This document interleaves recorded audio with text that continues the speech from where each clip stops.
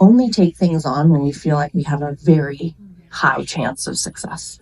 And that'll actually hold us back sometimes from opportunities. One of my mentors once gave me the advice, because I did that a lot in my career. I feel like I didn't take on chances because I was very nervous that maybe I would fail, and then what would happen if I failed? And then you start to think about it, and he said, well, really, what is the worst thing that could happen if you fail? Like, you're taking on something you've already shown. If the organization is asking you to take it on, then they feel some level of confidence. You're already doing well in whatever you're doing. They're asking you to take on more. So if you take on more and you don't do so well, you're still good at what you were doing before. So the risk there is low. Like, you're not going to completely fall on your face. Probably it's only going to be so bad. But the risk of not taking it on, right? And I think he put it so well, is eventually people will stop asking. And when he put it in that framing, that's when I realized, oh my gosh, like, these opportunities are actually going to be handed to the next person. They are actually going to get passed up.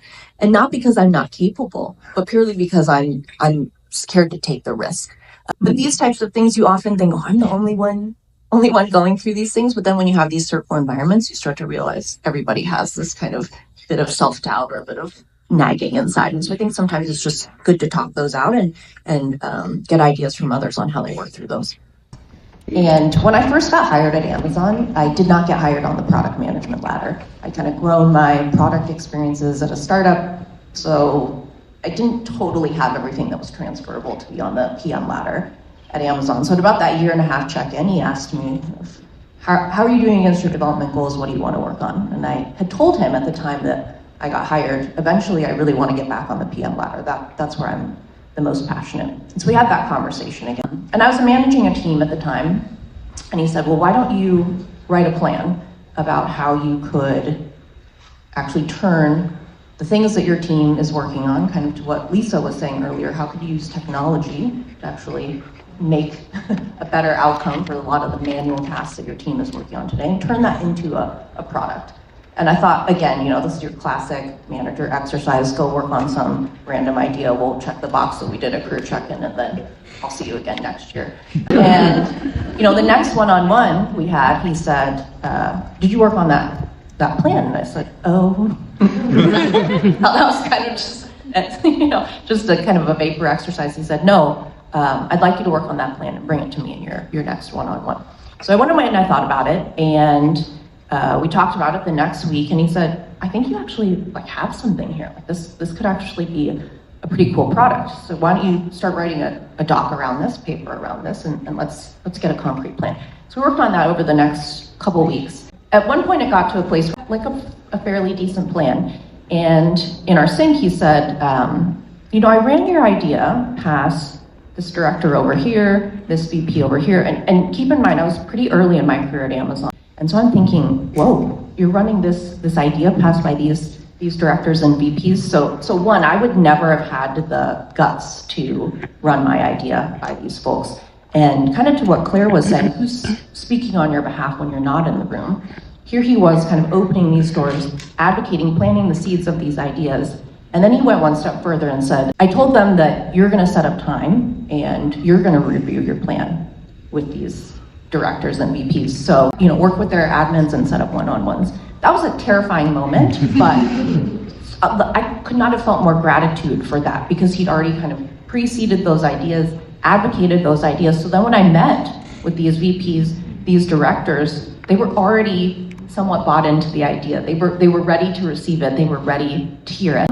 And eventually I got all of their support. There were a series of wonderful events kind of ended up trickling up. I eventually ended up having a review with our SVP and his entire directs, and then that ended up kind of springboarding my career and transition into product management at Amazon. But that was truly kind of a crucible moment for me in my career, when I recognized that a manager really can not just be someone who is managing your day-to-day and your development, but an amazing manager or amazing sponsor can actually truly change the trajectory of your experience. But these are things that you also have to ask for. Part of that is you putting out into the world, this is what I want to achieve, and this is what I think I can do to make a difference, and then finding those people who can actually advocate for you.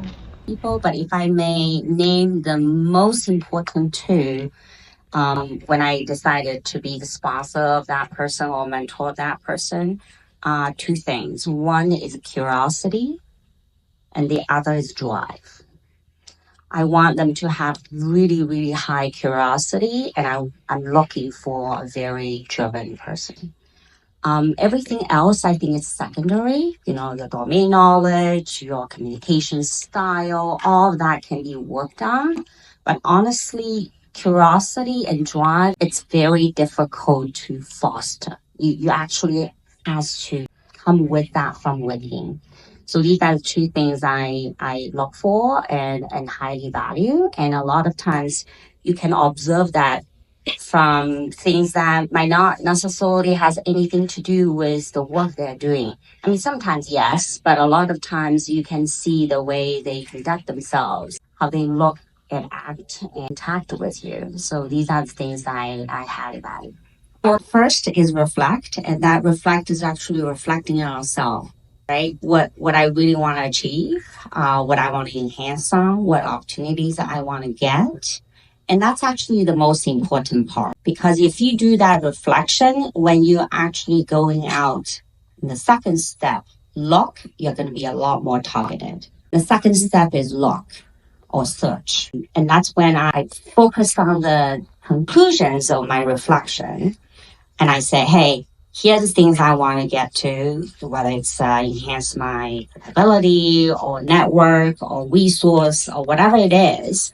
Then I look around internally and externally and see, hey, who actually has these things, right? And then the third step, once I identify those targets, and it sounds like I'm a very, very, very predatorial.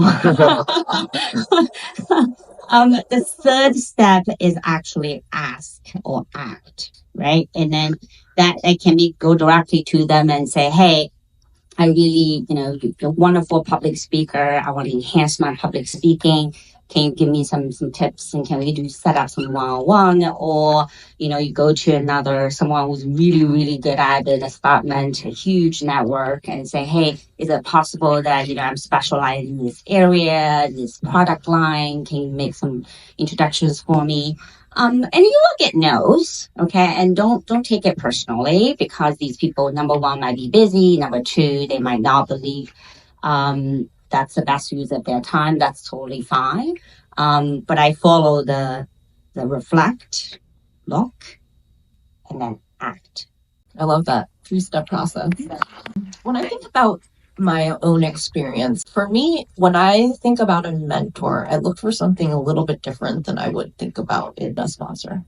So in a mentor, usually I'm looking to somebody that I closely admire their style and their way of leadership and the way in which they operate.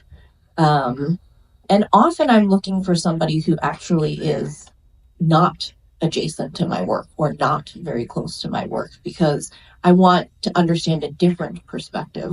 Whereas I think that a mentor who maybe is very closely aligned to my work or adjacent to my work, I may not actually get the full benefit of the kind of guidance that they can give me, because we may already have kind of two aligned ideas because we're working kind of in the same space and the same scope. Whereas actually I think for a sponsor, you actually need somebody who is very adjacent and very aligned to your group or to your work. Because, kind of as we were talking about before, that person has to open those doors when you're not there and be able to speak clearly about why your work is good or why your qualities are good or the strengths that you bring to the table when you can't actually be in the room to advocate for yourself. And so for sponsors, for me, I actually think a little bit, and again, this is going to sound like very self-serving, right? But I think less about, do I admire their style? Do I admire their leadership abilities? And I probably do anyway, right? But more about what connections do they have? What can they help unblock for me? How can they help kind of pave these roads for me, which is, I think, different from what I would